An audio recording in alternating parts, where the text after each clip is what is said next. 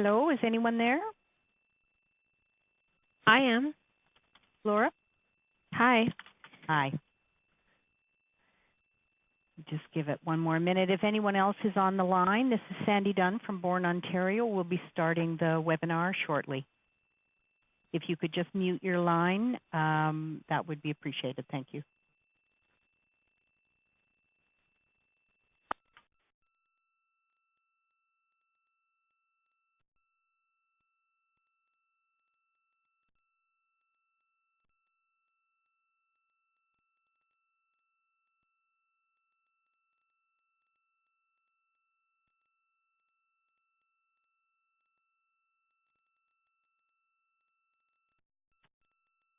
Okay, you can go ahead and press record, I think, Laura. Hi. I pressed it about 1 minute already. Okay, perfect.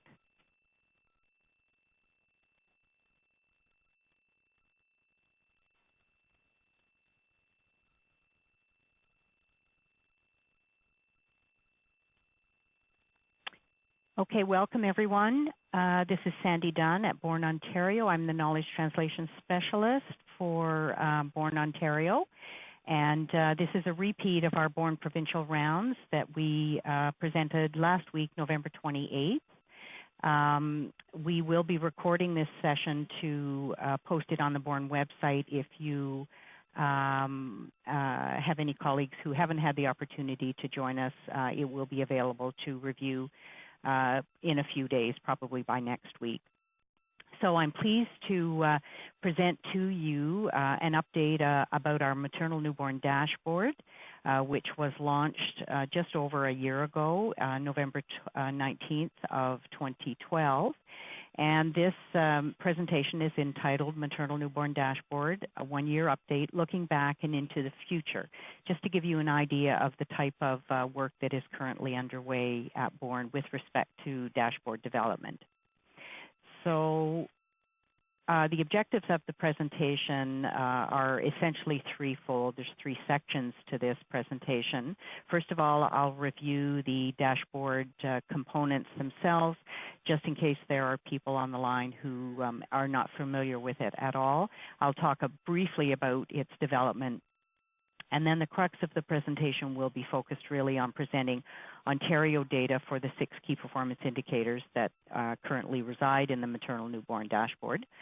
And we're going to look at rates by LIN, by level of care, and by province from April of 2012 to June of 2013. And then the final section is really going to highlight some knowledge to action strategies for quality improvement related to in general related to the KPIs on the dashboard. So to begin with, just a brief, a couple of slides to highlight what a dashboard is and why we went forward with this project to develop a dashboard. It's essentially been designed as an audit and feedback, an electronic audit and feedback system, and a dashboard itself is been used quite extensively in a variety of other settings, both in healthcare and in the business world. It's a performance measurement system that provides data on structure, process, and outcome variables and incorporates the following functions in that it reports on selected key performance indicators, providing the feedback, auditing what performance is. It compares performance to established ideal levels, which are benchmarks that are set, and there are a variety of different ways benchmarks can be set, but there is a benchmark to measure performance against, and it provides alerts or a signal to trigger action when performance is suboptimal. And in our maternal newborn dashboard, the signal is provided as a stoplight with a green, yellow, or red warning circle. And you will see that. I have a picture of that to show you shortly. The dashboard development process we used, we actually have published that, and it's available in this paper. I know the print of the paper is too small to read, but the reference is at the bottom of the slide. It was published in the Journal of Obstetrics and Gynecology in Canada this year, 2013, and you can go and read in much more detail about the processes we used. But suffice to say, we went through a significant and rigorous development process to identify the key performance indicators, to set the benchmarks, to review and scrutinize and synthesize the evidence on which these key performance indicators are based, to design the user interface that the dashboard consists of, and there are components of the dashboard I'll show you shortly, and then to implement it across the province. So the dashboard itself was designed as a catalyst for quality improvement, and its purpose is to increase awareness and provide evidence and support and benchmarks for best practice, to facilitate agreement on the need for practice change in order for organizations to then take ownership of the issues that are identified through the dashboard with respect to these six key performance indicators, and work through quality improvement processes to adopt new strategies or approaches to care. So the dashboard indicators that we have selected, part of our criteria for selecting and including a key performance indicator on the dashboard are threefold, and you can see them in the bulleted list there. That the key performance indicator must be clinically meaningful. It must be feasible to measure with high quality data available to monitor the indicator. And it must be something that is amenable to change. So organizations and healthcare providers, policymakers and decision makers must be able to make changes in order to improve practice and thereby subsequently improving the rates. So because I want to spend most of this talk looking at the actual results and what the rates have, how they have progressed, what the trends are over time, I will limit it to limit the development process to those few remarks. We are actually we have designed a dashboard development roadmap to use for subsequent stakeholder groups and to replicate what we have described in this paper for future dashboard development. So the other point to just emphasize before we look at the components of the dashboard are related to the knowledge to action, which is what KTA refers to, the knowledge to action evidence summaries that have been developed and are available for each of the key performance indicators. And it is important that, and these evidence synthesis were done in conjunction with the dashboard development process that we went through in order to review the evidence to determine that they were actually clinically meaningful and important indicators of quality care. So the evidence summaries are available on the Bourne Provincial website, which you can see the URL there, and they were developed in conjunction or in collaboration with the Ottawa Hospital Research Institute Evidence Synthesis Group. And so I just put an example of one of them in the picture there, but they are available. You can go and see what those are like, and they're available for each indicator to all users of the dashboard system. So what components exist? What did we develop as far as the dashboard goes? This is a picture of the home page. This is the page that all users, when they log on to the Bourne information system, the dashboard has been developed for hospital users at this point. Eventually in the future, there will be dashboards with appropriate key performance indicators for other stakeholder groups, but this is the inaugural dashboard. And so all hospital users of the 106 or 103 maternal newborn hospitals in the province of Ontario have access to a maternal newborn dashboard homepage when they log on to the system. And this is what they will see. The key indicators are listed on the left, as you can see, listed 1 to 6. The hospital rate itself is then in the next column, so that you can see for this is a dummy dashboard homepage screen, so it's not specific to any one organization. But in this example, you can see the proportion of newborn screening samples that were unsatisfactory for testing are available. The rate is available on this screen, and you can see it's 1.9%. The signal, the stoplight signal, indicates green, which means that rate falls in the green threshold that you can see in the next three columns, and those are the benchmarks set by our Provincial Advisory Committee of clinical experts and researchers, and based on the best evidence we could find to set those thresholds. And then the other pieces of information that are available on the homepage are comparator rates for similar level of care hospitals. So this is peer comparison for an individual site. So if you're a level 2 site, your peers would be other level 2 hospitals. If you're a level 3 or a level 1 site, the rates would be calculated based on your peers. The other comparator is the same volume of birth hospitals, and then the provincial rate. And so there's quite a bit of information available just from this screen. These rates are calculated based on a rolling quarter of data with a 1-month lag.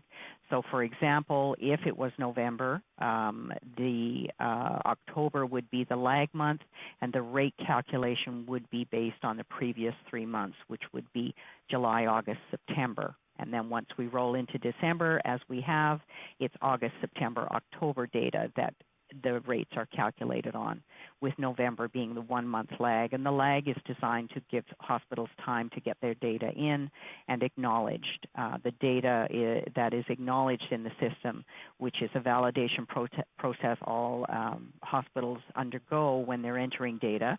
From a data quality perspective, the validation process it ensures that missing data can be entered, and any data errors that are obvious in the system can be corrected in advance.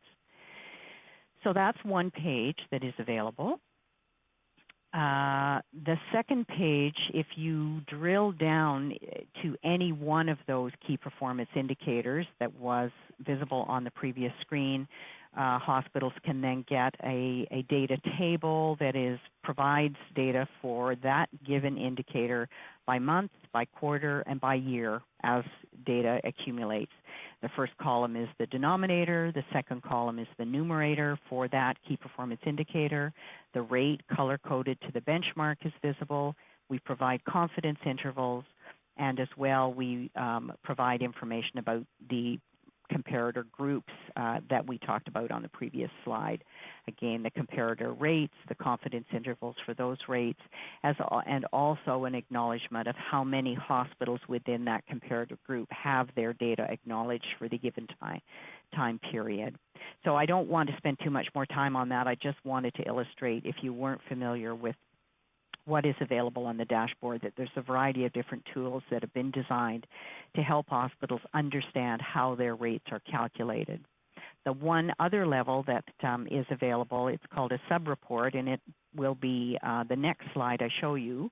And sites get to the sub-report by going to a given row, a given numerator. So for example, if they were interested in the cases that comprised the September 2012 rate that was generated for this indicator, they would click on the 29.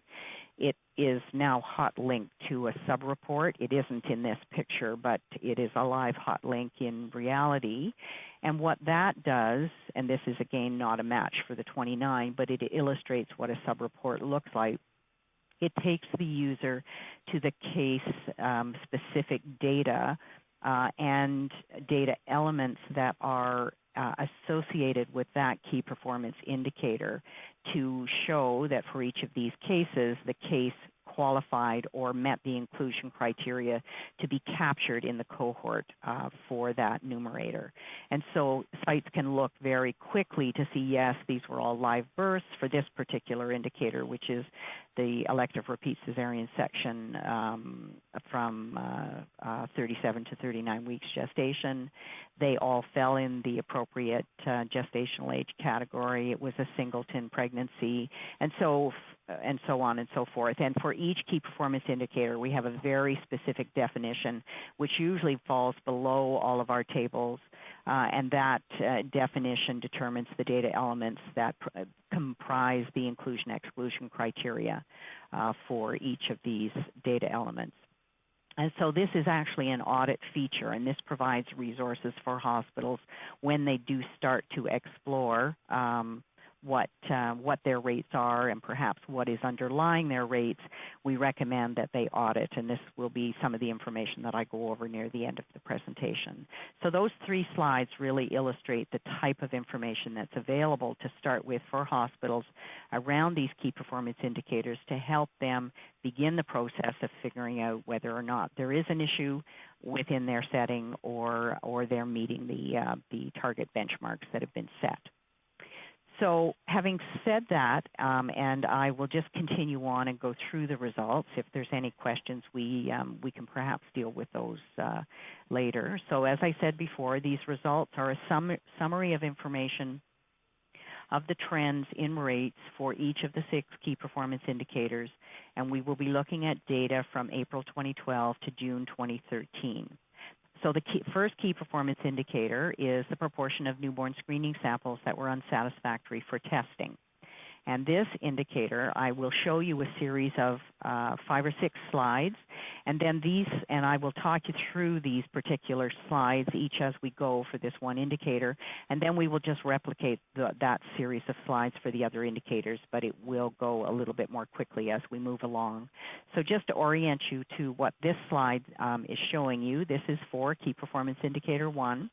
You can see the columns represent different quarters. So April to June 2012 was 2 quarters before we launched the dashboard. The third column, which is the date October to December 12th in orange that you can see, represents the quarter that the dashboard was actually launched. So what this slide represents are the first 2 columns are the 2 pre-launch quarters. The third column is the launch quarter, and then we have 2 quarters following the launch quarter, which would be post-implementation rates.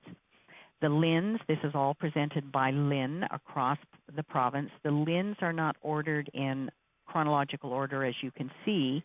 They are ordered based on the most improved to the least improved regions of the province. And the absolute improvement is calculated by subtracting the last column from the first column, so it just gives you, for this window of time, a sense of how much improvement occurred over time. You'll see Ontario is always the last row in these tables.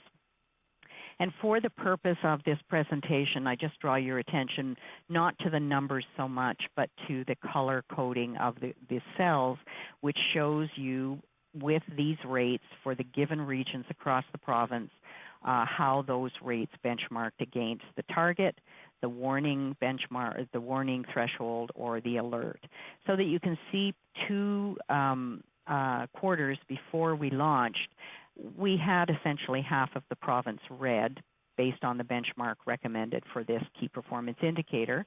The circled numbers in the first and last columns are just the upper and lower rate limits that occurred, and I've done this for each target or for each graph or table you will see, so that you can see that based on where we started 2 quarters before launch to where we are now 2 quarters after launch, there has been considerable improvement across the province, with the majority of the province being green now, achieving the target threshold that was set.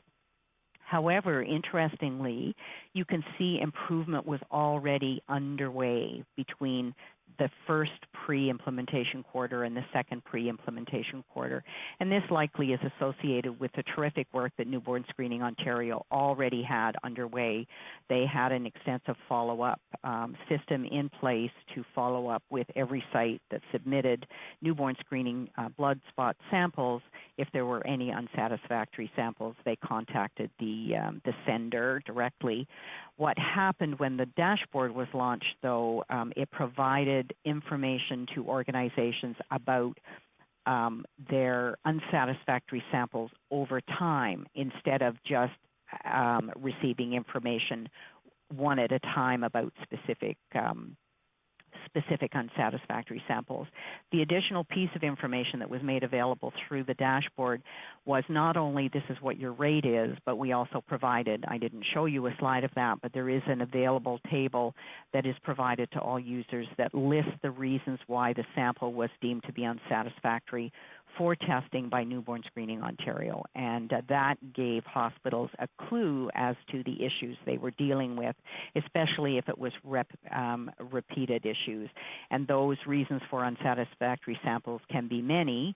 Some have to do with the way the data is entered on the requisition, and some have to do with the actual sample itself.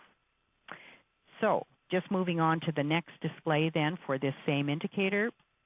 We've broken the data down into now level of care groupings instead of LIN groupings. And so you can see the different level of cares are listed on the left. It's the same idea around absolute improvement on the right. So the level of cares are not chronological. They're sequenced as to the most improved to the least improved. And you can see that on the right-hand side, we were essentially the province 2 quarters before launch. Half of the level of cares groupings were red, half of them were yellow, and now essentially all level of cares, if you look at the aggregate data, are all green. So that's just another way to look at the information. The third slide that will be presented for each of these indicators presents the data using a box plot graph. And so these are representing the 2 first quarters of each fiscal year, 2012-13 and then 2013-14. So it's the April to June quarter for each of those fiscal years. Again, the first box plot is 2 quarters before launch, and the second box plot is 2 quarters after launch. So the box plots, in the box, it represents 50% of the LINs, or the LINs that fall into the 2 middle quartiles. The bottom whisker represents the best 25% regions, and the upper whisker represents the highest upper, or the 75th percentile represents the highest quarter.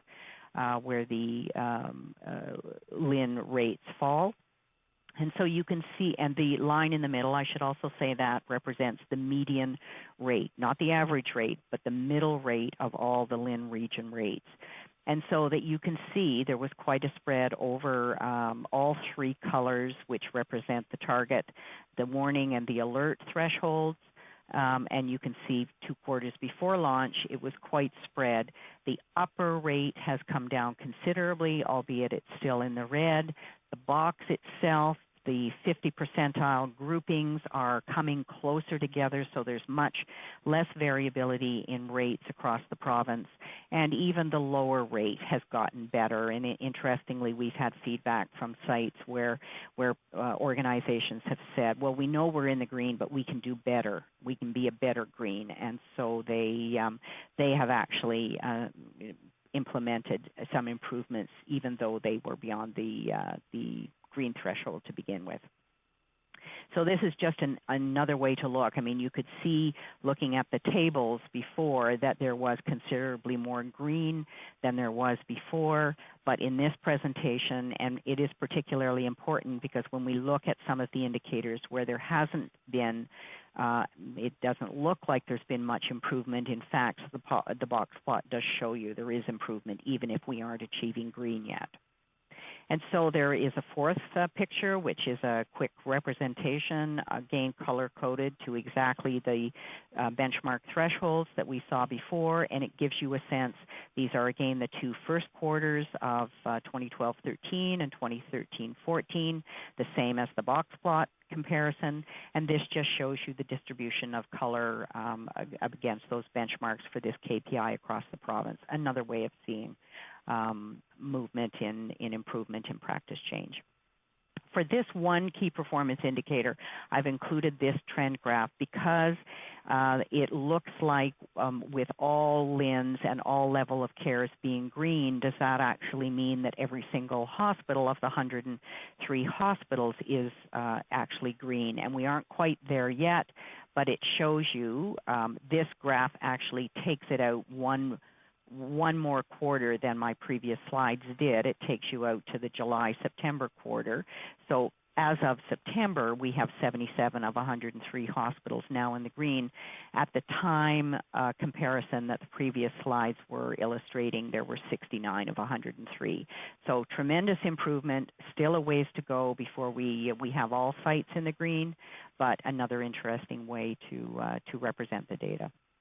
And the final slide is, again, a pie chart. It just displays exactly what the box plot and the provincial picture display for the same 2 quarters, but in a pie. And it shows you very, very clearly that we have twice as much green as we had before, perhaps half as much red, a little bit less yellow. So, again, another indication of tremendous change in this particular key performance indicator. So that displays the different kinds of slides that I have available for the other key performance indicators. So I'll now go through the rest of them. It won't take quite so long to explain them because now you're oriented to what you will see. So in conclusion, for KPI 1, we certainly know we have fewer unsatisfactory samples. As of September, we have over 3/4 of the hospitals in the province now green. And we definitely have anecdotal reports from Newborn Screening Ontario and the sites themselves that the dashboard did trigger quality improvement initiatives to rectify practice issues related to this KPI. So for the rate of episiotomy, which is KPI 2, this is the rate of episiotomy in women having a spontaneous vaginal birth. Here is the table. The first table, exactly the same as we saw for KPI 1. Now you can see a remarkable difference here in that we had a tremendous amount of green to begin with. We have a tremendous amount of green now, again, 2 quarters later. Essentially, a wee bit of change noted on the absolute improvement column. The sequence of LINs is reordered based on most improved to least improved. And just a note to emphasize, the most improved LIN will not necessarily be the LIN with the best rate. That's not what the first row indicates. It just means there's been the most change within this region. And so there is not quite as much going on here, presumably, but you do see a reduction. You certainly see the lowest rate in the first quarter of 2012-13 was 4.4. The lowest rate is now 3.7. And again, the upper rate has come down a smidgen. So a little bit of movement there, but essentially most regions in the province rates were quite good to begin with. And so here is the picture if you look at it by level of care groupings. And interestingly, all level of care groupings have been green all along. The level 2C groupings seem to be the area where the most work needs to be done. And here's the box plot picture.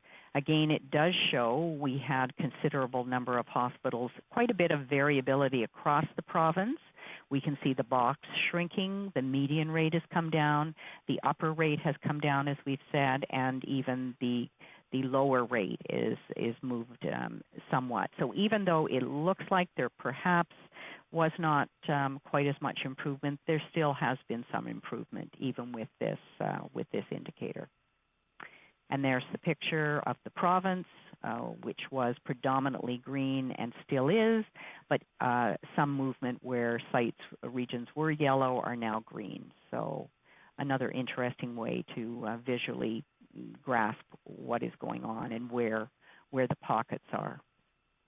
And this is a picture of the pie chart. And one thing I want to just emphasize here, you'll notice the gray on the right-hand side pie says approximately 25% of the hospitals. That refers to 25% of the hospitals where their data is not acknowledged yet. And you remember I said at the beginning that the rates are calculated on acknowledged data that is entered by the user hospitals. And so we haven't carried this presentation of rates out to the quarter that is currently visible on the dashboard, which is the July, August, September quarter, because at the time we pulled the rates, by the time we ran the data for analysis, we still had 50% of the hospitals that had not acknowledged their data for July, August, September yet, and all of the data for all 3 months has to be acknowledged before the data is used in the calculations for the rates. So we've limited the presentation predominantly to the April to June 2013 quarter. But even with that, we can see 25% of the sites are not acknowledged yet, or weren't as of the preparation for this presentation. And so it remains to be seen exactly where this 25% will fall. Will it fall into the red? Will it fall into the yellow? Will it fall into the green? Or a proportion of some of that 25% will make up all three colors. And so this is a wee bit unclear yet, uncertain, unfinalized to know that we have a true picture of what is going on with this indicator.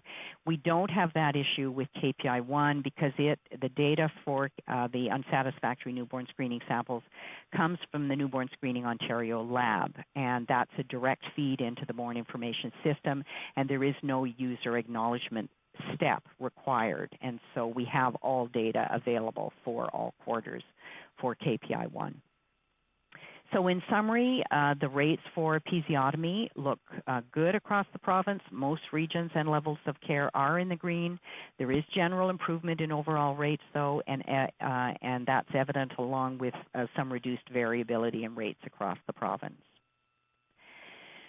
So KPI 3, which is the rate of formula supplementation at discharge in term infants whose mothers intended to breastfeed. And here's the table that we looked at for the other two KPIs. Again, now you can see 2 quarters before launch predominantly red, 2 quarters after launch remain predominantly red, but we do have some improvement with 2 additional green regions now on board and a yellow region that used to be red. So this is an issue that, again, if you look at the absolute improvement, up to 12% in one region. And if you look at Ontario, the rates pre-launch 2 quarters were just about 30%, and they remain just about 30% across the province.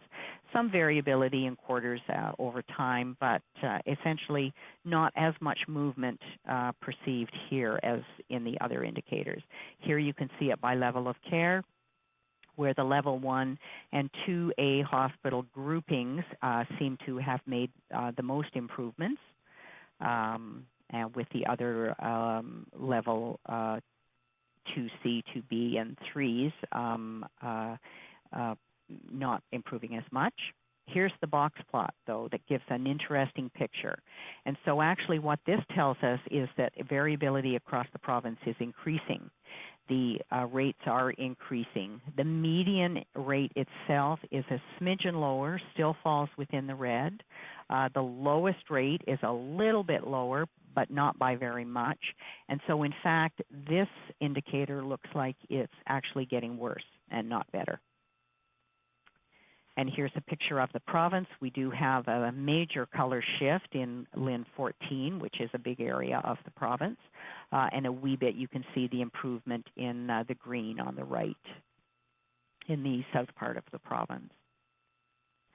And here's the picture for supplementation with the pie chart, where the amount of green is approximately the same, 38%, 36%. We have presumably much less red now, 46% down to 27%. But remember, on the right-hand pie, we still have 25% of the province not yet acknowledged. So we will wait, hopefully within the next, by the end of this year and into the new year, we are hoping we will have complete data for this quarter and close to complete data for the next quarter, which will help paint the picture a little bit more clearly. So KPI 3, conclusions, there's still much work to do. There is an increase in variability in rates. However, we have a couple of things going on that we hope will impact on practice around breastfeeding, and that is the new breastfeeding initiative announced through the Ministry of Health, as well as the fact that the Born Information System has in process some modifications for its data elements that will be implemented by April of 2014. And we will be adding a category for women who intend to combination feed, and as a consequence of that, we will be revisiting the definition for this indicator with our provincial advisory group to explore whether or not we need to make any enhancements there. So KPI 4 is the proportion of women with a cesarean section performed prior to 39 weeks gestation among low-risk women having a repeat cesarean section at term. This is an ultra-low-risk cohort of women. We have made every attempt possible to be able to, through the data that's collected in the BIS, to exclude women with conditions that would justify the need of an early cesarean section, which would be optimal for mom and baby well-being. And so this is really a cohort of women for which there is no medical indication for an early section for mom and baby well-being. And so as you can see, this indicator has been red all along. There's no change in color in any region at all across the province. However, if you look at the upper-lower rates, the highest rate in the province 2 quarters before we launched was 74%, and the highest rate 2 quarters after launch is 66%, and the same with the lowest rate. Although it's still in the red, the lowest rate is not the same LIN that has the lowest rate, but in general, the rate distribution seems to be changing. And you can also see that the absolute improvement I listed on the right-hand column is showing there is some significant improvement underway across many regions in the province. The province itself, the provincial rate was 53.6% first quarter of 2012 and is now down to 45.8% first quarter of 2013. So this, again, is the level of care table, and it is, as we suspected, red, but again, the absolute improvement column does indicate that there seems to be movement in the rates across the board.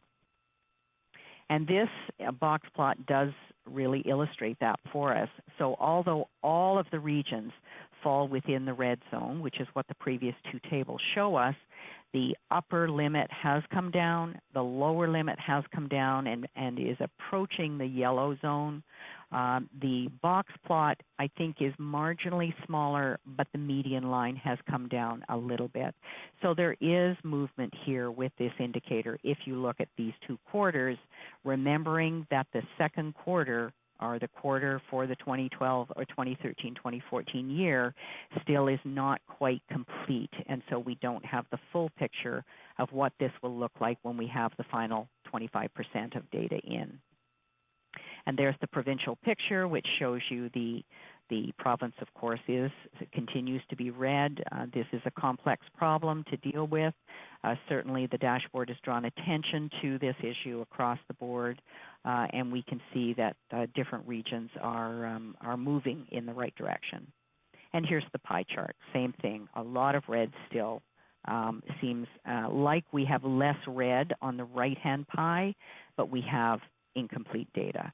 And the reason we have made the decision to actually include this comparison, Born normally does not report on data with over 30% missing, and we acknowledge when there is between 10 and 30% that there is a significant amount of data there, and that's what we opted to do for this presentation.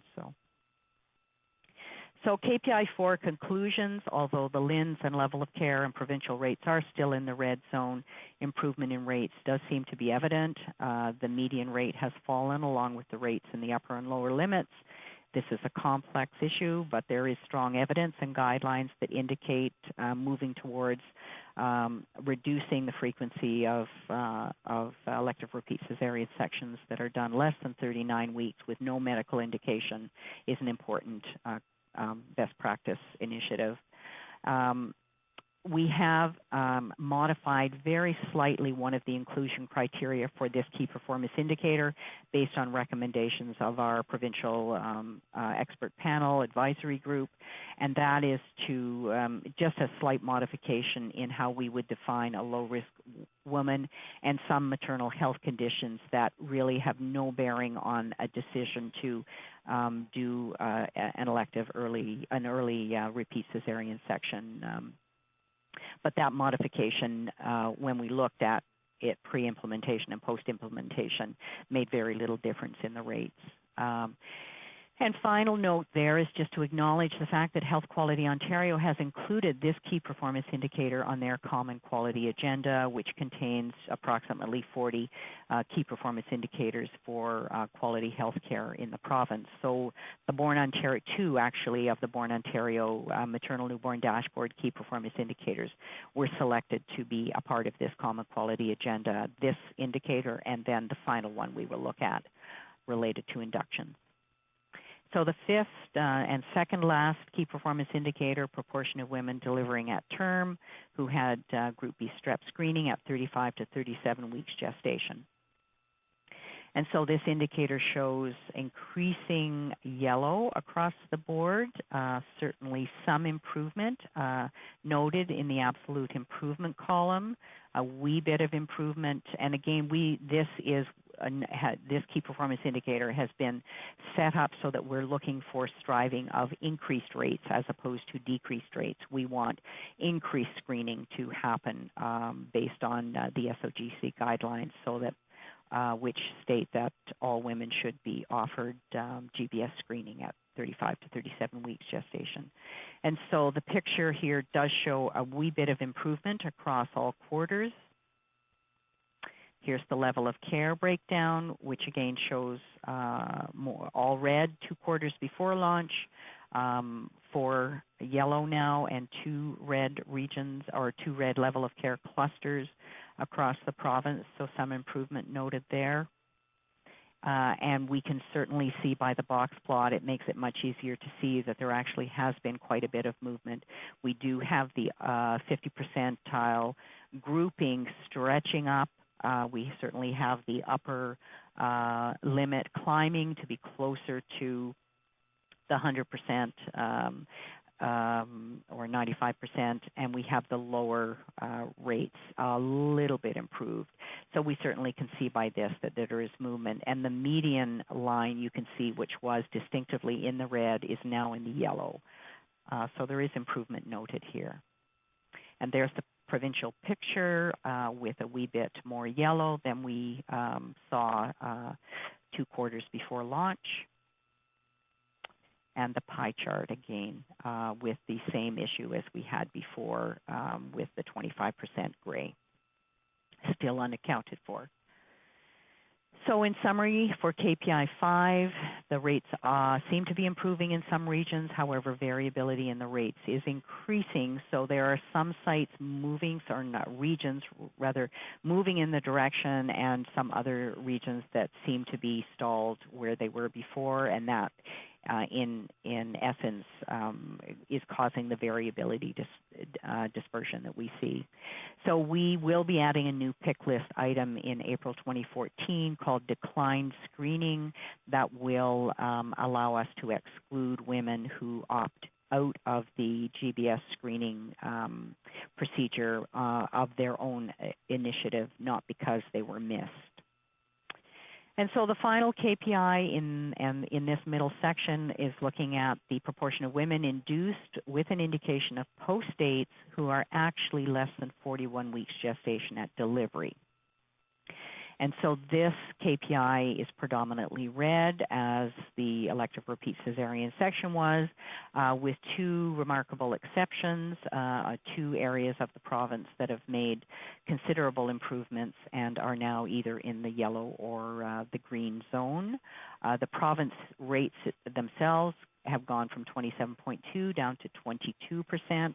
So it appears, even though there is still a lot of red apparent in the table, that there has been movement. And by all level of care groupings, the level of care grouping clusters are all still red, but again, the absolute improvement column illustrates that there is change underway. The box plot graph again shows that, so that we have again increased variability across the province because there are groupings of regions that are moving in the right direction, and we can see considerable improvement of the low rate. The upper rate and range seems to be holding. The median is down just a little bit. So there is movement in some regions across the province to address this issue. And you can see that by looking at really the southeast that seems to be tackling this the most.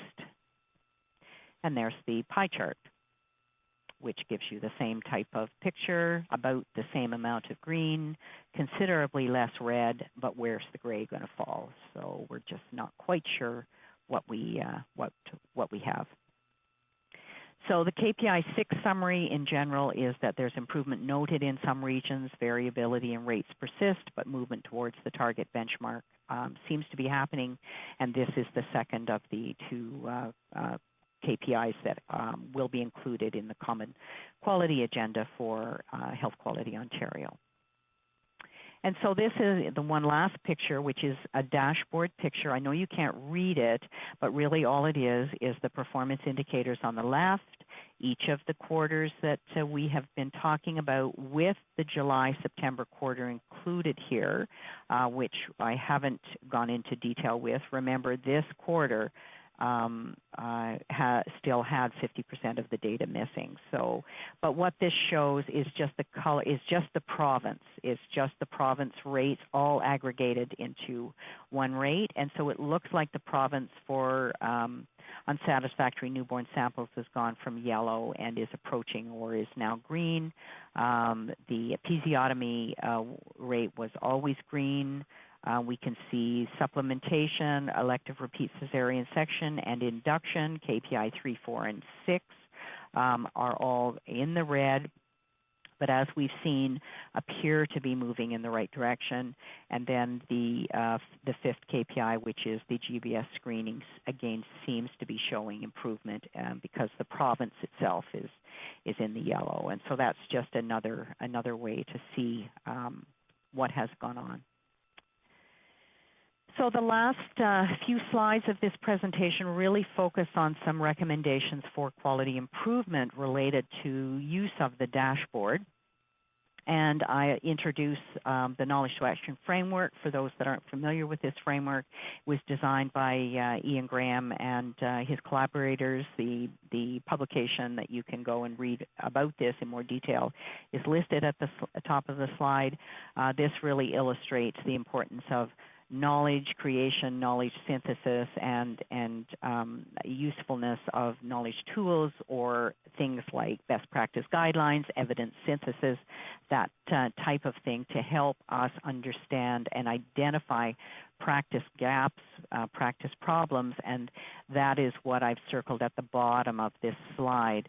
The first step in being able to improve care is to identify a problem exists and understand what the underpinnings of that problem are, both from a data perspective as well as from a policy, practice, and resource perspective in a given organization. And so what I'm going to focus on for the next few slides is just what is circled here. And so the dashboard, in essence, was created to try to provide in two ways: provide the knowledge to action evidence synthesis for each key performance indicator, but also to provide a feedback about clinically meaningful key performance indicators for organizations to find out where they stood in comparison to best evidence and their comparators with respect to this practice issue.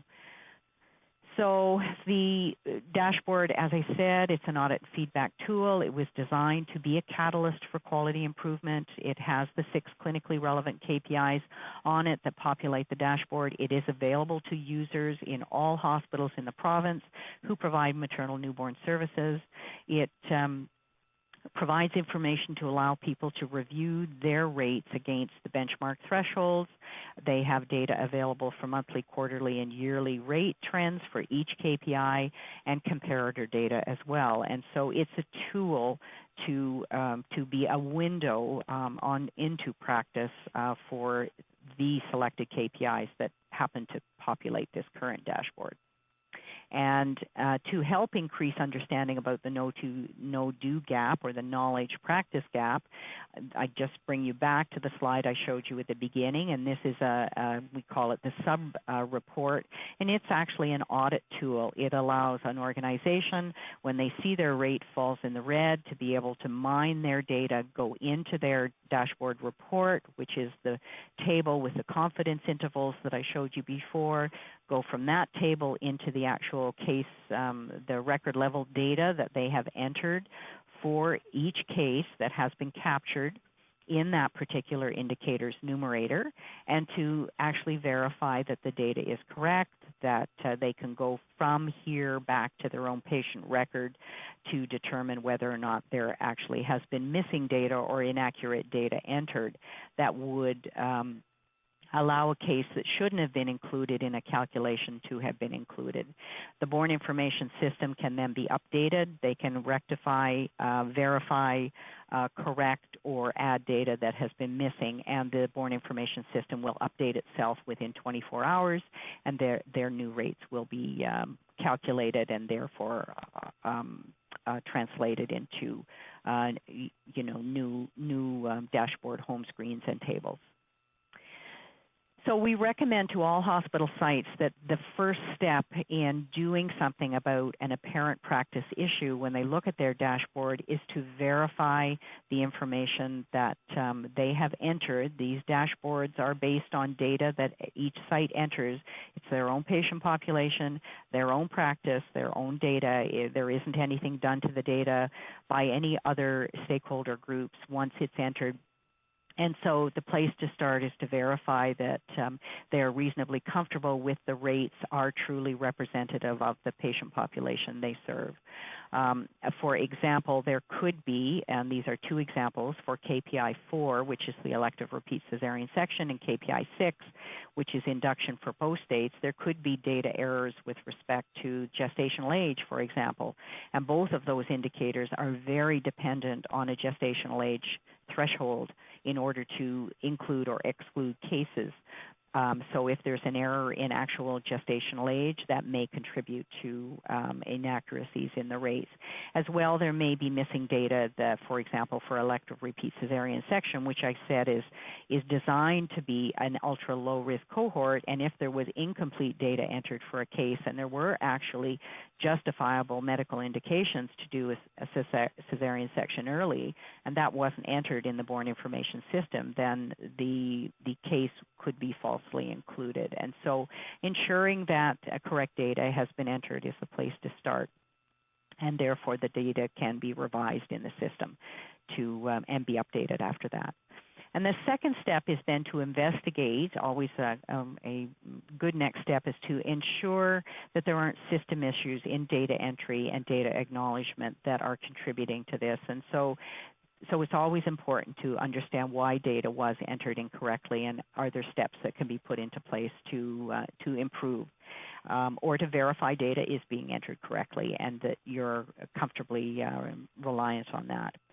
And the third step then, once the data has been considered and thought about and rectified if there's an issue, is to take a look at practice, policies, procedures, practice, and resources in place in relation to each of the KPIs, because only then will you be able to identify the triggers for the practice gaps that exist and to be able to design tailored strategies for change that are very specific to your own organization and your own patient population and your own systems of care. So a couple of things are available that we have built into this dashboard to try to assist, and there are two examples. One here is for newborn screening samples that were unsatisfactory for testing, and remember I said there is information provided to all users about any samples that are identified to be unsatisfactory by Newborn Screening Ontario. Then the data is logged in the system, and so an organization can go and look at the data report, and we'll see reasons why a sample was deemed to be unsatisfactory. And this is just a sample, but it will give an idea of whether or not there's a blood sampling issue, whether or not there are, and whether it's about quantity of blood, about supersaturation. There's another option that is about the way the requisitions are completed. So we try to give information that assists the site to understand perhaps if there's repetition happening to identify particular issues that need to be improved, and it will give them a place to start to then go and do more exploring to implement change. And this is related to KPI 3, similar kind of sub-report, but what this report does is provide reasons for breast milk substitute. And so it's a place to start for an organization to try to understand the reasons that were logged in the system, why supplementation was deemed to be necessary. And the supplementation rate thresholds were never set at 0. There always is an expectation, certainly based on evidence, based on BFI standards, and based on expert opinion, that there is a certain amount of supplementation that is important and is necessary in certain cases. However, excessive rates of supplementation beyond the thresholds are questionable. And so this sub-report gives organizations a place to start to try to get a handle on what seems to be the trends in reasons for breast milk substitute. They can then go from here back into their own organizational patterns and practices and policies and procedures, and to understand the underlying triggers that are at play. So that takes us through how the maternal newborn dashboard can help a site identify that they have a problem and explore the problem in more detail to understand the triggers underlying this knowledge practice gap. The next step, according to this knowledge to action framework, will be to identify, review, and select knowledge to help guide the practice change process that gets put into place. And this is a picture, the same picture but shrunk tiny, of the evidence synthesis that was produced for one of the KPIs, but is available for all KPIs. And so therefore just available right on the Born website is an evidence synthesis for every KPI that summarizes the best evidence that we have. Sometimes systematic reviews, sometimes best practice guidelines are available, but users are pointed in the direction of best practice so that they can go through that and contact or access resources to help them identify best practice guidelines to follow. Their then next step would be to take that knowledge and advice and recommendations and adapt the knowledge to their local context, and to carry out barriers and facilitators assessment for their organization to identify where special attention needs to be paid in order to implement practice change. So, for example, assessing barriers to change, there may be a knowledge deficit. Educating people simply doesn't solve all the problems for a given practice issue if knowledge deficit isn't the underlying driver of the practice issue. Lack of consensus or agreement about the evidence, lack of available resources, lack of policies and procedures, and a multitude of other factors may be at play that are triggering the practice issue that is evident being pointed to by the maternal newborn dashboard. So understanding the barriers will provide information to guide development of tailored strategies for change that are very organization and KPI specific, so as to avoid a one recipe approach fits all, and this sense that if we just educate people, they'll change what they're doing.